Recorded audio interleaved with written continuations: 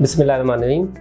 अगर आप सुबह सवेरे उठते हैं और थकावट महसूस होती है, सर में, कंधों में, बॉडी में शदीद किस्म का दर्द महसूस होता है और जो भी आप कारोबार में होते हैं या घर पे होते हैं या दफ्तर में होते हैं, बैठे बैठे नींद आना स्टार्ट हो जाती है। रात को सोते वक्त रात मुंह खुला हुआ होता है।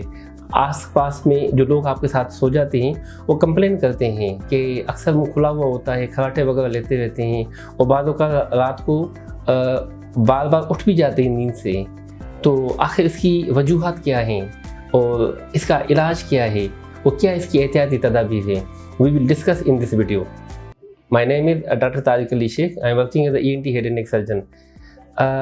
स्लीप एपनिया सिंड्रोम, बुनियादी तौर पे obstructive sleep apnoea syndrome, obstruction का मकसद ये कि कहीं ना कहीं रुकावट है। ऑब्स्ट्रक्शन स्लीप, सोने के दौरान। एपनिया, सांस का बंद हो जाना, यानी कि सोते वक्त सांस का रुक जाना, जिसकी वजह से बार बार बंदा उठ जाता है, जिसे हम कहते हैं स्लीप एपनिया सिंड्रोम। ये वो लोग होते हैं जो रात को सो जाते हैं, बार बार नींद से उठ जाते हैं। इनका मुंह खुला हुआ होता है, गला खुशक रहता है, बार बार उनको प्यास लगती रहती है, जिस वजह से बार बार उनको वॉशरूम जाना पड़ता है। और ये वो लोग होते हैं जो सुबह सवेरे जब भी उठते हैं अनईजी होते हैं, अनकंफर्टेबल फील होते हैं। वो सारा जिस्म थका थका सा महसूस उनका होता है। उनको ऐसे फील होता है जैसे सर में, गर्दन में, बॉडी में शदीद किस्म का दर्द है। अक्सर उनकी कंप्लेन होती है कि सर जब भी दफ्तर में होते हैं या कोई कारोबार हजरात कारोबार में बैठे रहते हैं, वो बैठे बैठे उनको नींद आना स्टार्ट हो जाती है। उनका अक्सर होता है कि जब भी वो चलते चलते उनमें रोड ट्रैफिक एक्सीडेंट के चांसेस होते हैं। अक्सर ऐसे पेशेंट को मेमोरी लॉस के चांसेस होते हैं। अच्छा, ये इनको जब भी पेशेंट होते हैं, इनका अक्सर ब्लड प्रेशर, उनका शुगर, उनकी साथ में थायराइड, वो उनकी अनकंट्रोल रहती है। तो देखना होता है कि इसकी वजूहात क्या हैं, आखिर वजह क्या है। तो बुनियादी तौर पे देखा जाता है कहीं इसकी नाक में कहीं रुकावट तो नहीं है, या तालू का कोई मसला तो नहीं है, या यूला जिसे हम कहते हैं उसमें कोई मसला तो नहीं है, या सॉफ्ट पैलेट में कोई मसला तो नहीं है, सांस की नाली जो है कहीं वो तो सुकड़ नहीं गई, या मोटापा। तो इन सारे काजेस को देखना होता है। तो obesity is one of the major cause for sleep apnoea syndrome, मोटापा जिसे हम कहते हैं। तो पता चल गया कि आया नाक का मसला है, तालू का मसला है, ज़बान का मसला है, सांस की नाली का है, या मोटापा है। इन सब में one of the most common cause that is the obesity. तो ऐसे पेशेंट को फिर हम इन्वेस्टिगेट करते हैं। इन्वेस्टिगेशंस में one of the most common that is the flexible endoscopy, जो हम नाक के थ्रू डाल देते हैं। फिर नाक की हड्डी, नाक के गुदूद, नाक के साइनसेस, नाक में कोई गोश्त बढ़ा हुआ हो, या तालू की साइज बढ़ गई हो, या ज़बान की साइज बढ़ गई हो, या अंदर कोई मास है, कोई ट्यूमर है, कोई चीज़ है, उसका सांस की नाली, सारी चीज़ें फ्लेक्सिबल एंडोस्कोपी से पता चल जाता है।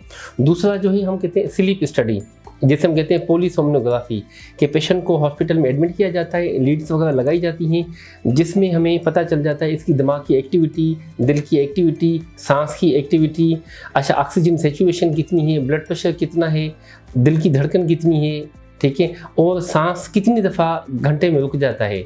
जैसे नॉर्मली कहा जाता है कि 4 से 5 दफ़ा एपनिक एपिसोड्स जो हैं वो नॉर्मल है 1 घंटे में। अगर 5 से 15 दफ़ा है तो ये माइल्ड है। अच्छा, 15 से 30 टाइम है तो मॉडरेट है।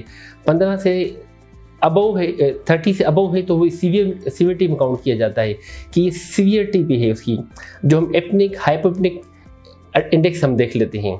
तो ये सारी चीज़ें हमें स्लीप स्टडी, जिसे हम पॉलीसोमनोग्राफी भी कहते हैं, उसमें सारी चीज़ों का पता चल जाता है।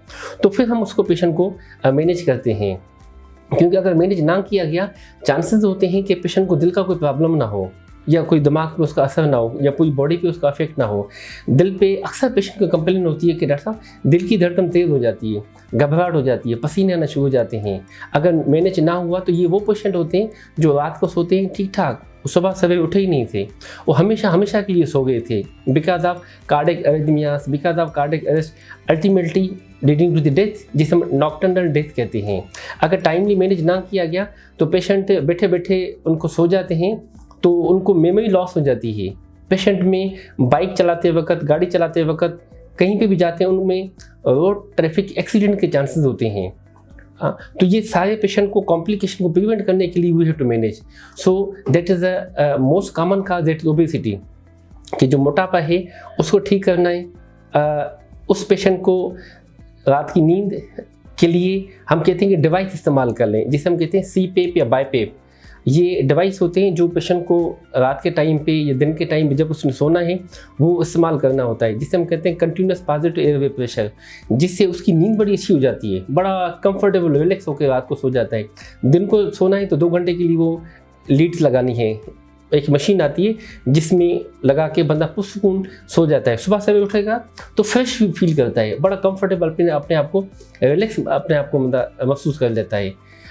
इन एडिशन पेशेंट को कहा जाता है कि आप अर्ली मॉर्निंग वॉक करें, 1 से 1.5 घंटा वॉक हो, आपकी स्वीट चीज़ें मीठी चीज़ें बंद हो, आपकी बेकरी वाली चीज़ें बंद हो, ऑयली चीज़ें बंद हो, तमाम जो फास्ट फूड जंक फूड वो आपकी बंद हो। लाइफ स्टाइल पे साथ में काम करना होता है कि आपकी नींद पूरी होनी चाहिए, आपके साथ में ये चीज़ें हों, ब्रीथिंग एक्सरसाइज वगैरह हो। तो ये चीज़ें सारी मेजरमेंट की जाती हैं कि उसका वेट रिडक्शन हो।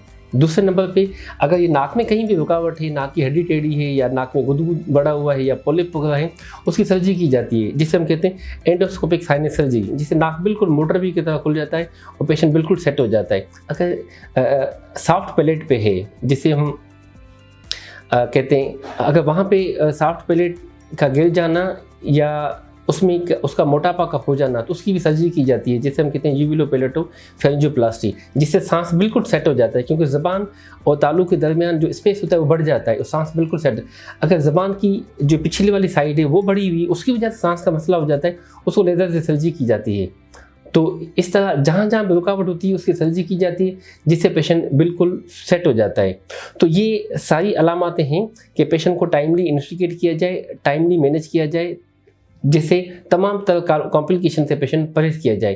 तो it's all about sleep apnoea syndrome and it's treatment. Thank you so much.